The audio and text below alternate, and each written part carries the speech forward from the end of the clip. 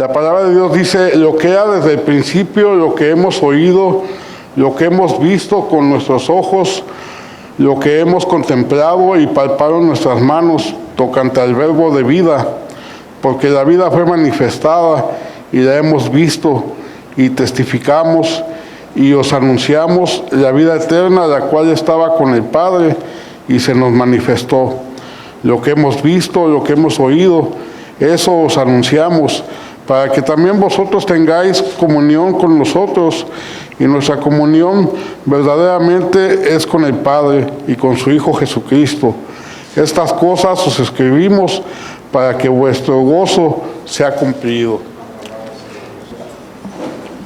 En esta mañana vamos a estar mirando la introducción a la primera carta del apóstol Juan.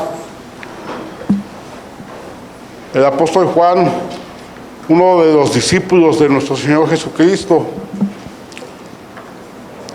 uno de los 12 apóstoles que fueron discipulados por nuestro Señor Jesucristo, ya de una edad avanzada. Varios historiadores dicen que, si quieren ser muy exactos, dicen que más o menos fue en el año 86 después de Cristo cuando el apóstol Juan escribe esta carta, que en la introducción que escribí, dice: la primera carta de Juan a las iglesias. Aunque no vemos una iglesia la cual fuera destinataria de la carta, esta carta en la actualidad y a través de la historia de la iglesia nos ha servido como una guía donde no deja blancos ni oscuros. El apóstol Juan nos dice: ya soy viejo y lo he entendido todo acerca de la vida cristiana. Históricamente muchos eruditos dicen que esta no es una carta, y la razón por la que dicen que esta no es una carta es porque no tiene las características típicas de una carta del tiempo grecorromano. En esta carta no están marcadas las características que se usaban en ese tiempo. No están presentes en esta carta, no hay una presentación del autor al principio de esta carta. No hay una presencia del destinatario de ella. Como era costumbre, no hay expresiones de gratitud, no hay al final de la carta una despedida, cosa que en las cartas de Pablo sí ocurría.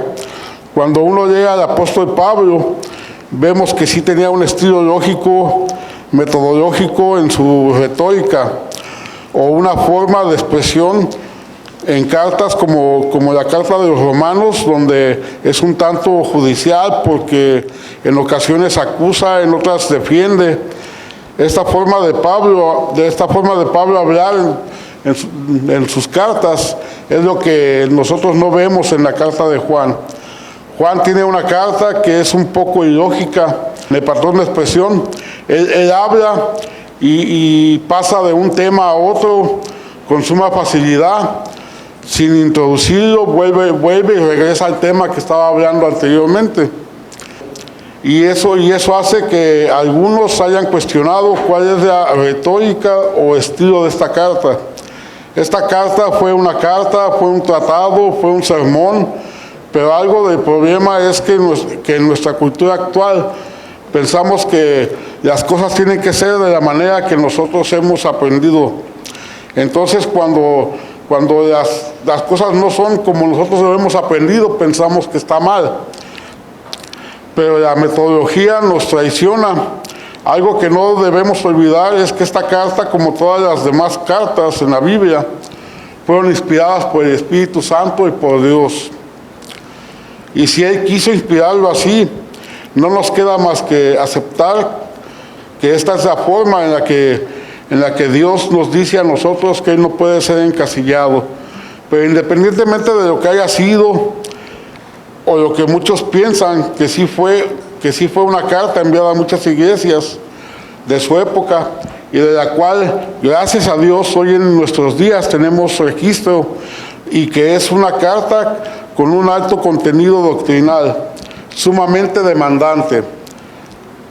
Es raro encontrar en toda la Biblia textos tan demandantes como los que encontramos en la primera carta de Juan.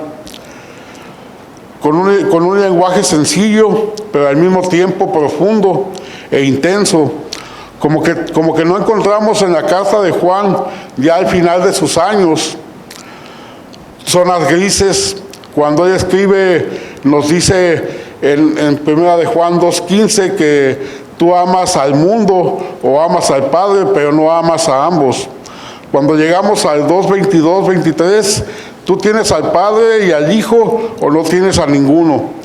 Cuando llegamos al 3:6-9, tú has nacido de nuevo y por ende no andas en la práctica del pecado, o tú no has nacido de nuevo y por eso andas en la práctica del pecado. Cuando llegamos al 3:10-12, te dice que tú eres hijo de Dios y por eso amas a tu hermano, o tú no eres hijo de Dios y por eso aborreces a tu hermano. Cuando llegamos al 4:6, te dice que estás en la verdad o estás en el error. No hay claros oscuros en la carta de Juan.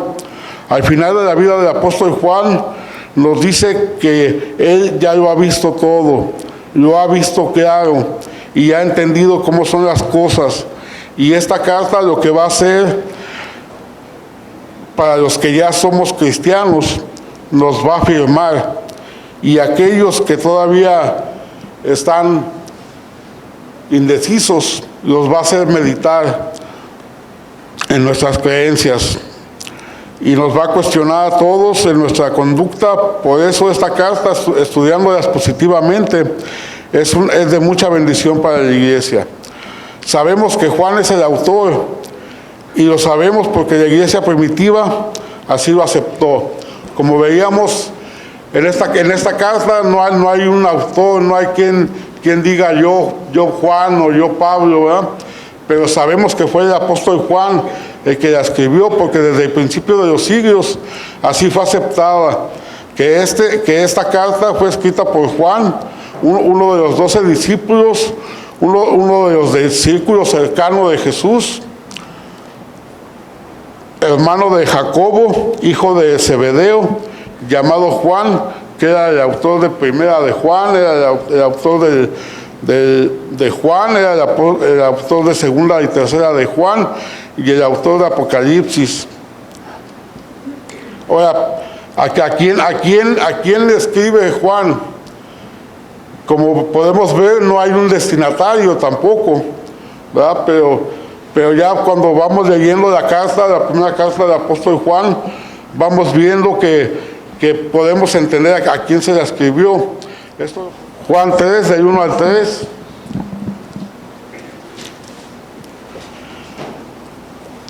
Y dice, mirad cuán amor nos ha dado el Padre para que seamos llamados hijos de Dios. Por esto el mundo no nos conoce porque no le conoció a Él. Amados, ahora somos hijos de Dios y aún no se ha manifestado lo que hemos de ser. Pero sabemos que cuando Él se manifieste, seremos semejantes a Él, porque le veremos tal como Él es. Y todo aquel que tiene esta esperanza en Él se purificará a sí mismo, así como Él es puro. En este pasaje podemos ver que Él dice que somos hijos de Dios, ¿verdad? Entonces, y hay una connotación durante varios versículos de toda la primera carta de Juan.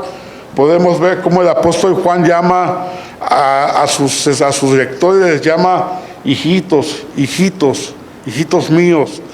Él está hablando a cristianos, ¿sí?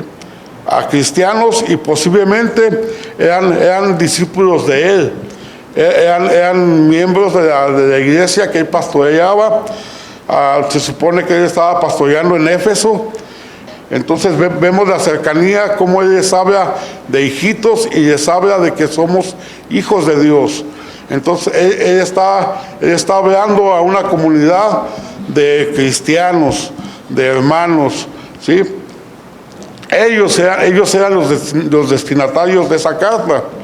Así como ahora nosotros en nuestro día, nosotros somos los destinatarios de esa carta también, como ellos fueron en ese tiempo, ¿sí? Entonces podemos ver que los destinatarios de esa carta son personas que ya han creído en la obra y en la vida de nuestro Señor Jesucristo y que están madurando en la doctrina.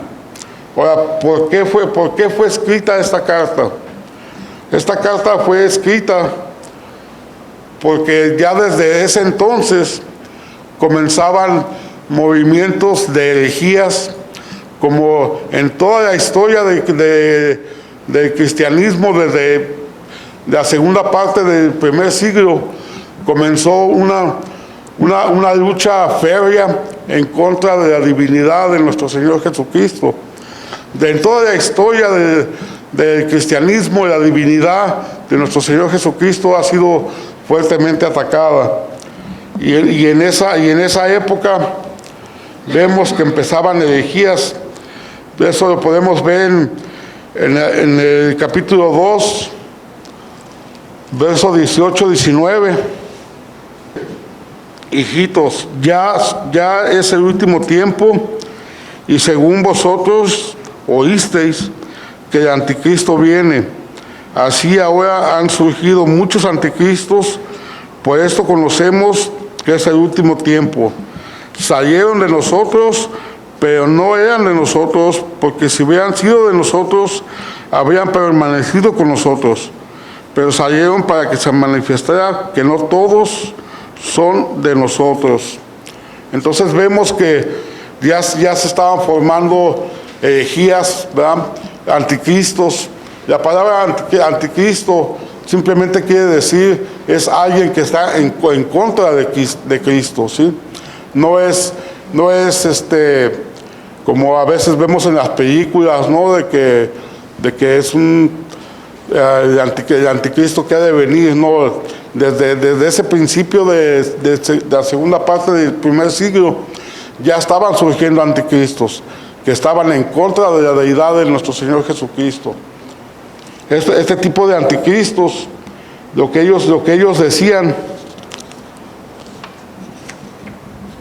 es que nuestro Señor Jesucristo no había venido en carne, ¿sí? Y eso lo podemos ver en el capítulo número 2, 2:22, 2:26 al 27. Dice: os escribo sobre los que os engañan, pero la unción de que vosotros recibisteis de él permanece en vosotros, y no tenéis necesidad de que nadie os enseñe. Así como la unción misma os enseña todas las cosas, y es verdadera y no es mentira. Según ella os ha enseñado, permanecer en él.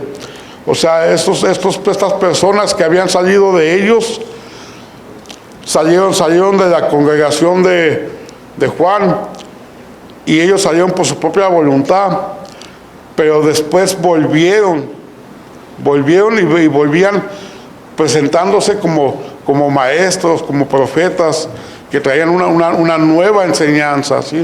Una nueva revelación. Pero lo que estaban queriendo hacer es engañar a los creyentes de la época del apóstol Juan. Y ellos lo que afirmaban es de que nuestro Señor Jesucristo no había venido en carne. Esto lo podemos ver en el capítulo 2:22. Dice: ¿quién es el mentiroso sino el que niega que Jesús es el Cristo? Este es anticristo, el que niega al Padre y al Hijo. Y lo podemos ver también en el capítulo 5, del 5 al 7. Dice: ¿quién es el que vence al mundo sino el que cree que Jesús es el Hijo de Dios? Este es Jesucristo, que vino mediante agua y sangre, no mediante agua solamente, sino mediante agua y sangre. Y el Espíritu que da testimonio, porque el Espíritu es la verdad. Porque tres son los que dan testimonio en el cielo: el Padre, el Verbo y el Espíritu Santo, y estos son uno. Y estos tres son los que dan testimonio en la tierra: el Espíritu, el agua y la sangre, y estos tres concuerdan. Entonces estos supuestos maestros, profetas, se presentaban enseñando herejías en contra de la divinidad de nuestro Señor Jesucristo. Son lo que ahora en nuestros días conocemos como los gnósticos. Gnóstico es el que tiene mucho conocimiento y que aparte de conocimiento, se le han revelado cosas superiores, ¿verdad? Nuevas revelaciones, ¿sí? Pero ya como nosotros hemos ido aprendiendo, nos ha ido enseñando nuestro pastor, ese tipo de cosas, no hay nuevas revelaciones, ¿sí? La única revelación que hay es la palabra de Dios, que está escrita desde el Génesis hasta el Apocalipsis, y de hecho hay versículos donde nos dice que si aún un ángel del cielo se nos presentara y nos enseñara nuevas revelaciones, el cual sea anatema, ¿sí? O sea, maldición. Y ese tipo de herejías se estaban presentando en ese tiempo en el tiempo del apóstol Juan, y por eso él escribe esta carta a cristianos, ya cristianos. Y ahora vamos a ver lo que nos dicen los 4 primeros versículos. Dice, los primeros 4 versículos, dice: lo que era desde el principio, lo que hemos oído, lo que hemos visto con nuestros ojos, lo que hemos contemplado y palpado en nuestras manos tocante al verbo de vida. Porque la vida fue manifestada y la hemos visto y testificamos y os anunciamos la vida eterna, la cual estaba con el Padre y se nos manifestó. Lo que hemos visto y oído, eso anunciamos, para que también vosotros tengáis comunión con nosotros, y nuestra comunión verdaderamente esté con el Padre y con su Hijo Jesucristo. Estas cosas os escribo para que vuestro gozo sea cumplido. Del Evangelio de Juan, en el capítulo 1, verso 1 en adelante, dice: en el principio era el verbo, y el verbo era con Dios, y el verbo era Dios. Este era en el principio con Dios. Todas las cosas por él fueron hechas, y sin él nada de lo que ha sido hecho fue hecho. En él estaba la vida, y la vida era la luz de los hombres. La luz en las tinieblas resplandece, y las tinieblas no prevalecieron contra ella. Podemos ver un poco de similitud, cómo comienza la carta del Evangelio de Juan y la primera carta de Juan. Y aquí en la primera carta de Juan, el apóstol Juan está hablando, Juan le está diciendo a sus lectores que él es el testigo. Él es un testigo ocular que ha visto a Jesús, que ha oído su voz, que ya ha tocado con sus manos, y su manera de hablar en plural, como él habla, lo que hemos visto, lo que hemos tocado, lo que hemos palpado, debe de ser interpretado de modo exclusivo. Es decir, él está señalando a sus lectores que él y sus condiscípulos, o sea, los otros apóstoles, tenemos que entender que en este tiempo ya todos los demás apóstoles ya habían muerto. Ya nada más quedaba Juan en ese tiempo cuando él escribe esta carta. Entonces él está diciendo a sus lectores que él y sus condiscípulos tuvieron la singular experiencia de ver, oír a Jesús, y no solamente eso, él lo palpó, lo tocó, caminó con él, comió con él, oró con él, caminó con él, y la enseñanza que durante la escritura de esta carta nos irá hablando, la recibió directamente de Jesús. Sus lectores, como nosotros, no tuvimos tal oportunidad. Los lectores de Juan en esa época y nosotros no tuvimos la oportunidad de ver, ni de palpar, ni de oír a Jesús. Pero el apóstol Juan y los demás discípulos, los demás apóstoles, sí tuvieron. Entonces él nos está diciendo que él tiene la autoridad como discípulo de Jesús, y nosotros tenemos también el privilegio de escuchar la enseñanza de nuestro Señor Jesucristo a través de uno de los 12 que habían caminado con él, a los cuales él les había enseñado, de los cuales habían recibido la doctrina directamente de nuestro Señor Jesucristo. Dice, sus lectores como nosotros no tuvimos tal oportunidad, pero en cambio recibimos la enseñanza de Jesús de parte de uno de sus discípulos que caminó con él, para que nuestro gozo sea completo. Y nuestra esperanza es una esperanza viva en Cristo Jesús, Señor nuestro. Como decía mi esposa Fabiola, en este último capítulo que hemos estado estudiando de Descubriendo, hemos estado mirando al Dios Hijo, ¿sí? Y hemos visto cómo a través de la historia ha habido un ataque insensate para atacar la divinidad de nuestro Señor Jesucristo. De hecho, en el estudio Descubriendo vimos comentarios de un instituto que se llama Jesus Institute, ¿verdad? Tiene un nombre muy bonito, ¿verdad? Dice Instituto de Jesús, ¿verdad? Pero ya cuando leemos los comentarios y vemos por decir en el caso de estudio, donde dice que una persona ha estado leyendo el libro de ese instituto, ¿verdad? Y que ahora su entendimiento de Jesús ha cambiado, ¿verdad? Que ve que Jesús fue un gran sabio, que Jesús fue un gran maestro, ¿sí? Pero vemos cómo atacan la divinidad de nuestro Señor Jesucristo, porque nosotros que ya Dios ha tenido misericordia de nosotros y que hemos entendido que nuestro Señor Jesucristo no es solamente un gran maestro, no es solamente un gran sabio, sino que el Señor Jesucristo es nuestro Salvador, nuestro Redentor. Amén. Él es el que pagó el precio que nosotros teníamos que haber pagado. Él fue el que fue a la cruz del Calvario y tomó el lugar que nosotros teníamos que haber tenido. Entonces vemos que si él hizo eso, es porque él podía hacerlo, ¿sí? Y él mismo dijo que él ponía su vida por nosotros, y él mismo dijo, pero en 3 días resucitaré, ¿verdad? Y entonces vemos cómo él cumplió todo lo que él dijo, lo cumplió, y vemos que resucitó al 3er día.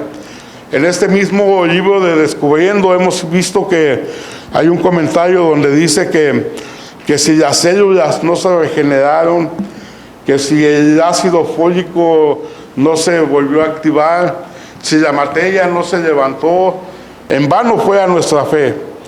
Pero como sí sucedió, como nuestro Señor Jesucristo se levantó de los muertos, y ese es el triunfo de nuestro Señor Jesucristo sobre la muerte, y Él es el primogénito en la resurrección de los muertos, y esa es nuestra esperanza. Por eso el apóstol Juan en el versículo 4 les dice para que vuestro gozo sea cumplido. Y ese es el gozo también para nosotros ahora. Como les vuelvo a repetir, los lectores de la primera carta del apóstol Juan no tuvieron el privilegio de haber oído eso de nuestro Señor Jesucristo directamente, y nosotros tampoco. Pero tenemos el privilegio de recibir la enseñanza, la doctrina directamente de uno de los 12, de uno de los que recibieron la enseñanza directa de nuestro Señor Jesucristo, y nos la transmite a través de esta carta. La primera carta del apóstol Juan es una carta, como les he dicho, muy demandante. El apóstol Juan, a su avanzada edad, nos dice que él ya lo ha entendido todo bien, y que en la vida cristiana no hay claros, oscuros, no hay sombras ni soles, o eres o no eres.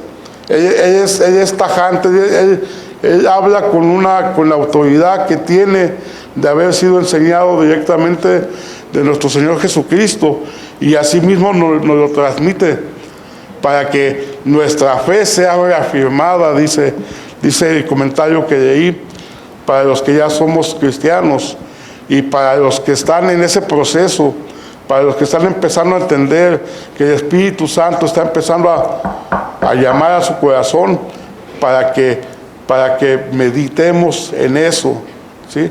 Y que estas palabras, esta carta nos sirva para que nos afirmemos en nuestra fe cristiana. Muchas gracias, nos ponemos de pie.